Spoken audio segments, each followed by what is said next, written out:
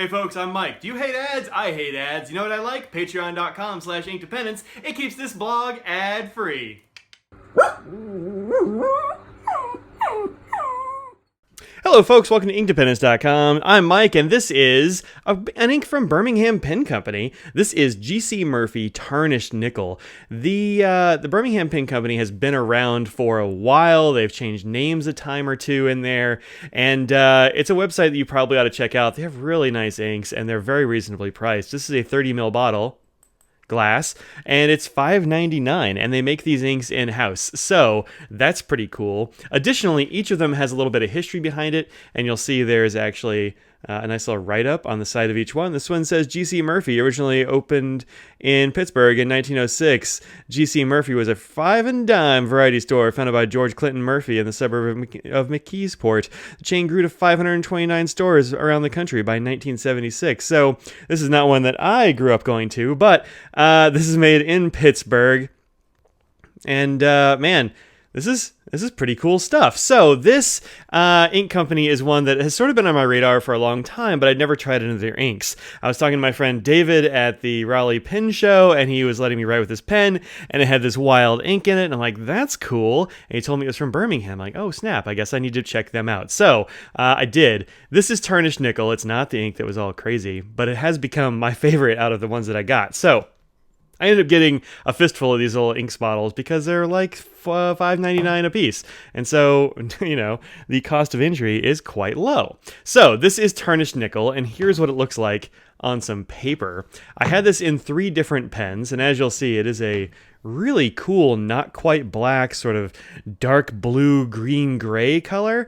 Really hard to describe, I suppose, but man, is it cool, and it feels really nice. So, interestingly, all of the pens that I've had this in have a Bach nib. So, I'm not usually a Bach nib lover, but that just seems like what was calling here. So, I put it in this pen, which is a Brute Force Designs pen, and this has I think it's probably a fine nib on this one, although Bach doesn't actually mark their nibs, so it's kind of hard to tell. It's a little annoyance, but beautiful pen, and there you go. So that was that one. I also had it in this one, and actually it ran out in this one, and I didn't even write it down because I'm like, I could refill it, but I've already got it in 2 pens. It seems like overkill. This is a Tactile Turn Gist, which is a really cool fountain pen. I like the way that the outside feels. Hear that? Cool, right? And it's also got a Damascus section and finial, which I think is gorgeous. Also a Bach nib, probably a fine or a medium. Again, they don't mark them, so that's a bit of a pain. And then, thirdly, this is a pen that Audrey got me. This is a Conid Minimalistica, and man, this is a cool pen. It also has a Bach nib on it. This one is marked medium by Conid. They do their own nib engraving and such there, I think. So, anyway, this has been a really good ink in all of these pens. Let's move in just a little bit more. You can see some more of this awesome ink in on this paper. This is, of course, Rhodia 80 GSM paper. The flow on this ink, I would say, is pretty wet. It's definitely on the wet side. It never had a hard starting problem in any of these nibs. And in fact, it might actually be going a little too hard in this Minimalistica.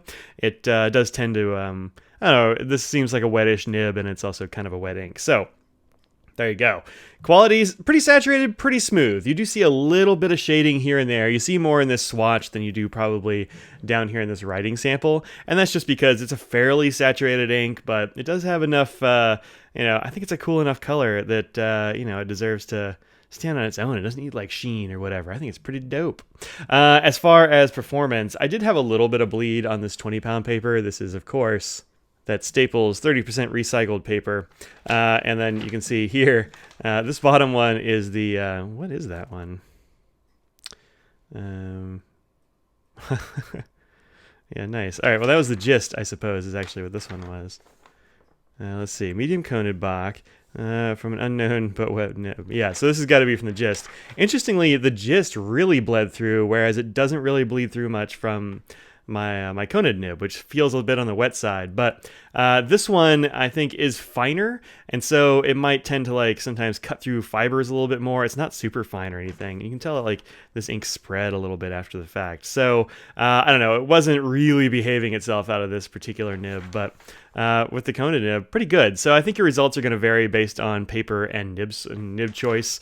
Actually vary quite a lot with this ink, but on any decent paper, it works really nicely. It feels beautiful and smooth, and man, I really like it. I just keep putting it in pens, and I have to stop because I got other inks I got to do. But man, so good in here. This Conid, of course, holds quite a lot of ink, so it's going to live in here for a while.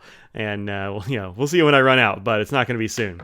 They hold quite a lot. All right, let's do a little water test here. See how it holds up to some water. There we go. Put this on the words, get some just down here. I lost focus because it's, oh man, it's like, no, it's too blurry. I don't know what to do. Awesome. Good job. Good job, camera. Anyway, there we go. Pretty good. Yeah, that'll do. All right. It just won't hold focus. So weird. That's the first time I've had that happen, y'all. There. All right. It just would not focus on that. It's like, no, I don't know what to do about this. All right. So it's been sitting there longer than average, but I think that's pretty cool. And actually, I can already see what's going to happen with this ink, and it looks dope. So let's see what happens when you pick that up. Always blot. Never smear. There we go. Yeah, how cool is that? Yeah, so it turns blue or teal or something. All you artistic ink wash folks, take note of that, because that is pretty cool. You end up with like these, black gray lines around it and then teal in the center. Let's take a look at the chromatography right quick. It's actually not quite dry, but it is finished chromatographying, so that'll be good enough. There it is. How dope is that? Look at that. You get this like grayish teal down here, and you see some of the teal pushed up. There's also like these red tones in there. Man, that's one of the cooler chromatographies I've seen, actually. So, very, very cool. Neato. Yeah, I'm glad that looks cool, because man, this is a cool ink, and I dig it. All right, let's look at it on a couple of different papers and such. So here we have it in my Inky Fingers Currently Inked. You can find these at inkyfingers.com. Just if you want to Google Inky Fingers Currently Inked, it'll take you right to it. I'll have a link in the description, of course. And here it is. Here are two of them. I don't think I actually... Yeah, I didn't actually use the Conid in this book for some reason. So this is from the Gist, and I inked this up on 627 right here. You can see it looks very nice, sort of dark medium grayish there. Maybe a little bit of blue tone coming out in here, but not a whole lot. And then here's the Brute Force pen. I've got it listed as medium. Why did I thought it was stub? Is that a stub? Did I stub it? I don't know. I think it's... Maybe it is. Yep, I stubbed that one. Or I got it stubbed. Cool. I'd totally forgotten that I had that stub on that one. Now I need to ink it back up again. And there's that one. So it works perfectly fine there. Of course, no bleeding, no feathering, no spread on this wheat straw paper. Then next, here it is in an ink journal. This is Tomoe River.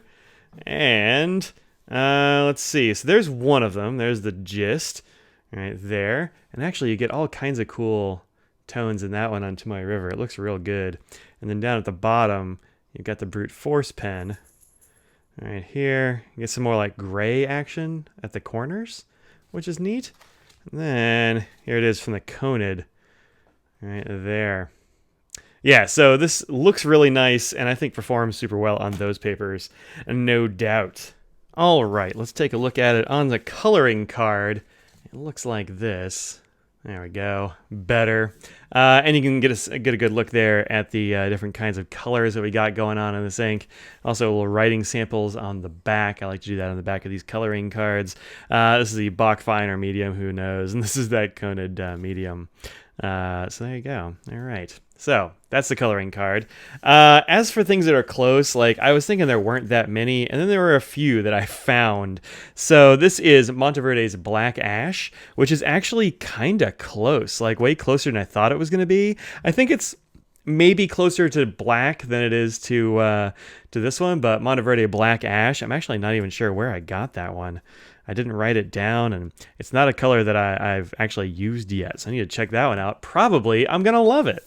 Then there's Mont Blanc Ultra Black, which I'm not sure I got around to using this one either. There's a bunch of these that I just never used that I probably will like.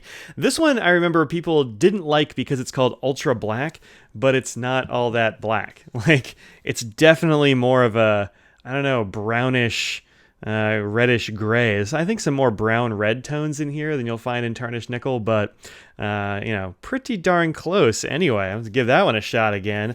And then one that you can't get anymore because it was a custom. There was a company called Tecker Inc. back in the day, which would allow you to upload like a hex code. Like, you figured out exactly what color you wanted, and you gave them a hex code, and then they made it out of that. So this is a hex code that was based on one of Audrey's nail polishes that I thought was pretty cool. And this ink came out really nicely, and also, oddly, very close to Tarnished Nickel. So it turns out I'm not the only one that likes that color, I suppose, but came out really neat. But you can't really get that one anymore, but that's the hex, if you want to find that. There you go. All right. Then we have Blackstone's Black Stump, which is on the close side. It's a little bit more blue, perhaps. And also Private Reserve's Velvet Black, which I think is also fairly close, although not as interesting as Tarnished Nickel and perhaps Black Stump. And then Raven Noir, which is pretty darn close, but definitely darker, and I think slightly closer to black, maybe. Although they've definitely got some similarities there. Another one I need to use more of. I haven't used Raven Noir much. I think I might have it in like one pen right now.